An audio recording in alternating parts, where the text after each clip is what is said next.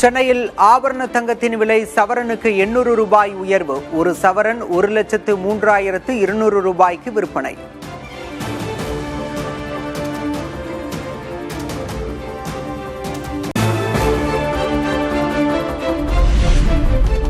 சென்னையில் வெள்ளி விலை கிலோவுக்கு 7,000 ரூபாய் உயர்வு. ஒரு கிலோ வெள்ளி 2,75,000 ரூபாய்க்கு விற்பனை.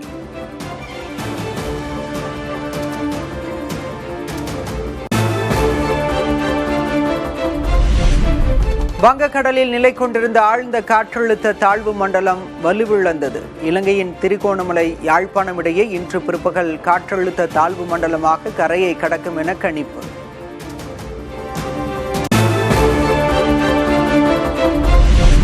ராமேஸ்வரம் பாம்பன் பாலத்தில் சூறைக்காற்று வீசியதால் ரயில்கள் நடுவழியில் நிறுத்தம். மீனவர்கள் கடலுக்கு செல்லவும் தடை.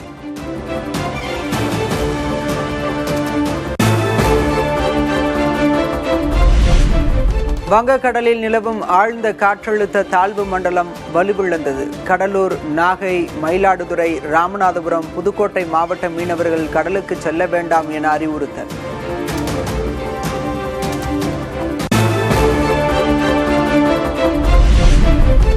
கடலூர், மயிலாடுதுறை, திருவாரூர், நாகை மாவட்டங்களில் இன்று மிக கனமழைக்கு வாய்ப்பு.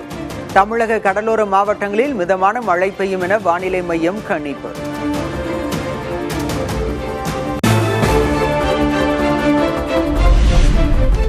நெல்லை மாவட்டத்தில் 90 பேர் கொண்ட மாநில பேரிடர் மீட்பு படையினர் முகாம்.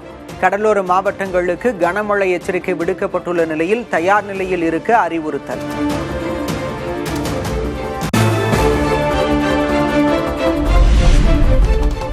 உத்தரப்பிரதேசம், ஹரியானா உள்ளிட்ட வட மாநிலங்களில் வாட்டி வதைக்கும் குளிர். மக்களின் இயல்பு வாழ்க்கை பாதிப்பு.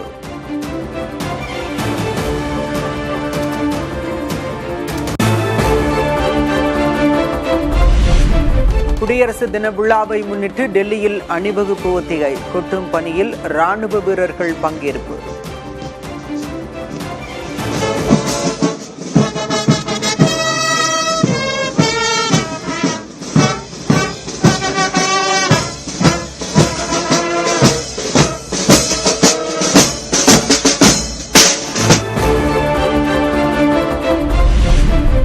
பொங்கல் பண்டிகையை முன்னிட்டு களைகட்டிய எட்டயபுரம் ஆட்டுச் சந்தை. 9 கோடி ரூபாய்க்கு ஆடுகள் விற்பனையானதாக வியாபாரிகள் தகவல்.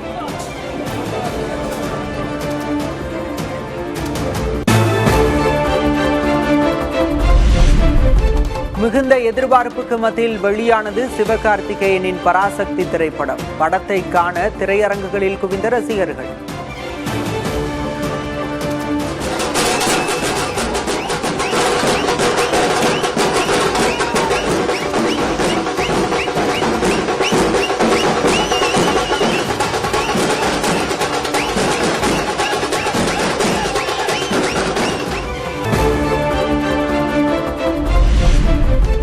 சிபிஐ, அமலாக்கத்துறை, வருமான வரித்துறை வரிசையில் மத்திய பாஜக அரசின் ஆயுதமாக மாறிவிட்டது சென்சார் போர்டு.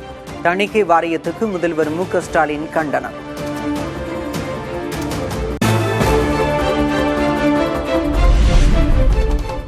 திமுக அளித்த வாக்குறுதிகளில் எத்தனை வாக்குறுதிகள் நிறைவேற்றப்பட்டுள்ளன? முதல்வர் ஸ்டாலினுக்கு பாமக தலைவர் அன்புமணி சவால்.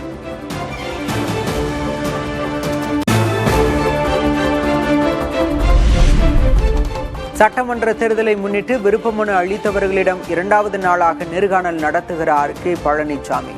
10,000க்கும் மேற்பட்டோர் விருப்பமனு அளித்த நிலையில் நேர்காணல்.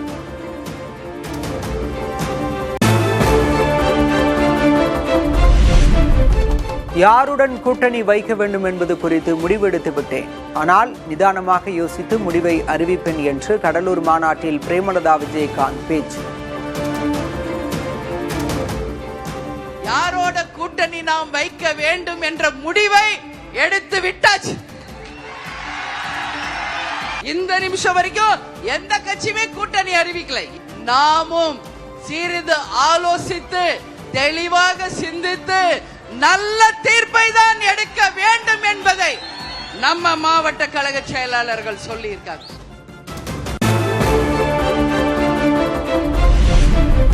தேமுதிக இல்லாமல் யாரும் வெற்றி பெற முடியாது என்று பிரேமலதா விஜயகாந்த் பேச்சு. தொண்டர்கள் எண்ணப்படியே கூட்டணி அமைக்கப்படும் என்றும் அறிவிப்பு. நாம் யாருடன் கூட்டணி வைக்கிறோமோ அவங்க தான் ஆட்சி அமைப்பாங்க. அவங்க தான் நிச்சயம் நம்மளுடைய கூட்டணியில இருப்பவங்க தான் ஆட்சி அமைப்பாங்க. அது மட்டும் புரிஞ்சுக்க.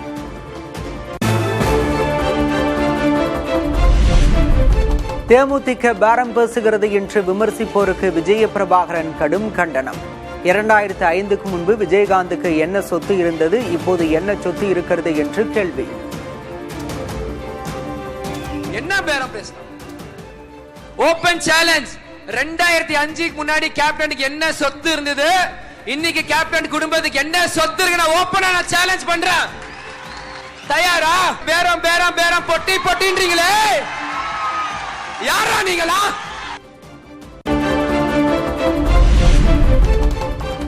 சென்னையில் உரிய அனுமதியின்றி மரங்களை வெட்டினால் 1 லட்சம் ரூபாய் அபராதம். மரக்கிளைகளை வெட்டினாலோ ஆணி அடித்தாலோ 15,000 ரூபாய் அபராதம் விதிக்கப்படும் என எச்சரிக்கை.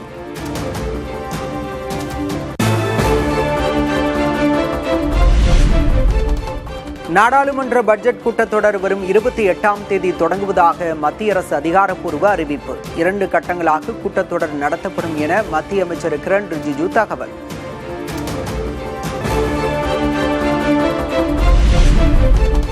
இந்தியா பாகிஸ்தான் இடையேயான சண்டையை தாம்தான் நிறுத்தியதாக அமெரிக்க அதிபர் டிரம்ப் மீண்டும் பேச்சு. அமைதிக்கான நோபல் பரிசுக்கு தம்மை தவிர வேறு யாரும் உலகில் தகுதியானவர் இல்லை என்றும் கருத்து. Pakistan came here. He said that President Trump saved minimum 10 million lives. I can't think of anybody in history that should get the Nobel Prize more than me, and I don't want to be bragging, but nobody else settled wars. Obama got the Nobel Prize. He had no idea why. He still...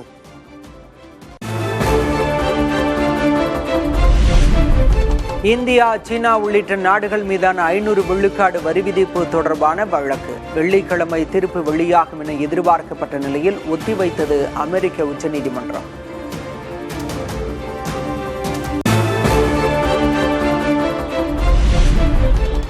ஈரானில் தீவிரம் எடுக்கும் மக்கள் போராட்டத்தால் ஆட்சி மாற்றம் ஏற்பட வாய்ப்பு. போராட்டக்காரர்களை பயங்கரவாதிகள் என விமர்சித்து எச்சரித்த ஈரான் உச்ச தலைவர் அயதுல்லா அலி காமேனி.